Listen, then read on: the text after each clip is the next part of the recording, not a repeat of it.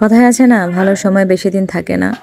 ঠিক তেমনি কিভাবে যে এক সপ্তাহ কেটে গেল বুঝতেই পারলাম না। হ্যাঁ, আমরা গ্রাম থেকে ঢাকায় চলে আসছি, কিন্তু গ্রামের ছোট ছোট স্মৃতি নিয়ে আসছি। অনেক মধুর কিছু মেমোরি যেগুলো আপনাদের সাথে শেয়ার করা এখনো বাকি আছে। কিন্তু সবার আগে আসে আপনাদের আদ্রর কাছে। ও এত মজা পেয়েছে, গ্রামের উঠানে খালি পায়ে দেখেন কিভাবে লাফাচ্ছে। ও ঘরে ঢুকতেই চায় না, আর আস্তে আস্তে পিছাচ্ছে যে কেন জানেন? একদম ওর পেছন বরাবর যে ঘরটা, ওইখানে গিয়েছে। অলরেডি 2বার লোশন খেয়ে আসছে। এখন আবারও যাওয়ার প্রস্তুতি নিচ্ছে। ওইদিকে তাকাচ্ছে, আমার দিকে তাকাচ্ছে, মুচকি হাসছে। আস্তে আস্তে আস্তে লাফ দিয়ে দিয়ে ওই দিকে চলে যাচ্ছে। এত দুষ্টু হয়েছে, এই জিনিসগুলো এত ভালোভাবে সে বুঝতে পারে। তা যাই হোক, আমি তো বুঝতে পেরেছি, যেহেতু আমি ওর মা। আমি ওকে আস্তে আস্তে করে করে ওকে ঘরে কীভাবে ঢোকাবো, যেহেতু অলরেডি 2বার খেয়ে ফেলছে লোশন। পেটে প্রবলেম হতে পারে। ওর আব্বুকে বলছে তুমি নিয়ে যাও। এদিকে আমার আব্বু বলতেছে আদ্র ঘরে আসো, ঘরে আসো। ও তো আমি ছাড়া কারো কথাই শোনে না। ওর আব্বু বারবার বলতেছে তুমি না বললে শুনবে না, আমার কথা তো একদমই শুনে না। এদিকে আব্বু ডাকতেছে ওকে তাড়াতাড়ি ঘরে ঢুকাও। যে কোনো সময় এমন দৌড় দিবে যে ওকে কোনোভাবে আর ধরে রাখা যাবে না।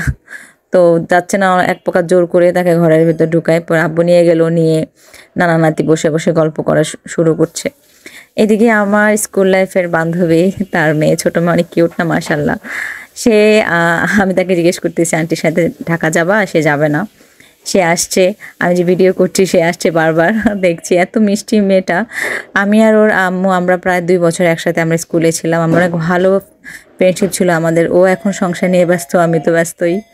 আর এদিকে বাপ ছেলে 3জন বসে বসে রোদ খাচ্ছিল। এদিকে যদিও রোদ চলে গেছে। আর এদিকে এই যে আসছে তো এবার আসল ঘটনায়, আপনাদের পেঁয়াজ চোর। আম্মু এদিকে তরকারি কাটছে, পেঁয়াজ কেটে রাখছে। ও দেখছেন কিভাবে একটু একটু করে হাতটা দিল, একদম চোরের মতো। ও ভাবছে যে কেউ দেখছে না। এই যে দেখছেন পেঁয়াজ নিচ্ছে। ও যখন দেখছে যে আমি দেখে ফেলছি, ওই কিন্তু হাত সরিয়ে ফেলছে। এত দুষ্টু। রান্না করা পেঁয়াজ সে মুখেও দিবে না, কিন্তু কাঁচা পেঁয়াজ খাওয়ার জন্য অস্থির হয়ে যায়। যখন দেখছে যে আমি দেখে ফেলছি, তখন সে বারবার আমার কাছে জিজ্ঞেস করছে পেঁয়াজ খাবে, পেঁয়াজ খাবে। অথচ এর আগে কিন্তু নিজেই নিয়ে খাচ্ছিল। এখন একটু ভদ্র সাজছে আর কি, যে ভদ্র আমার মা তো দেখে ফেলছে, এখন একটু যদি আম্মু থেকে পারমিশন নেয়। আর একজন নারিকেল কোড়াতে দিছি, সে বসে বসে নারিকেল খাচ্ছে। সে অনেক ভালো নারিকেল কোড়ায়। এই কষ্টের কাজটা আমি তাকে দিয়ে করাই, সে অনেক মজা করে করে। সে নারকেল কোড়াচ্ছে আর খাচ্ছে। আর এদিকে আবার আসে আপনাদের পেঁয়াজ চোরের কাছে। সে এখন একটু স্টপ দিছে, কারণ সে দেখছে যে আমি দেখে গেছি। এরপরে পুকুর পাড়ে আসলো, এসে সে পুকুরের পানি টানি দেখে গেল, কারণ সে একটু আগে এখান থেকে গোসল করে গেছে।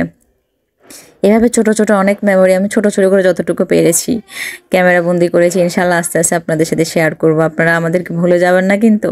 আর বেশি বেশি দোয়া করবেন আমার আদ্রর জন্য। আর আমার আহানটা একটু অসুস্থ, দোয়া করবেন সবাই। আল্লাহ হাফেজ।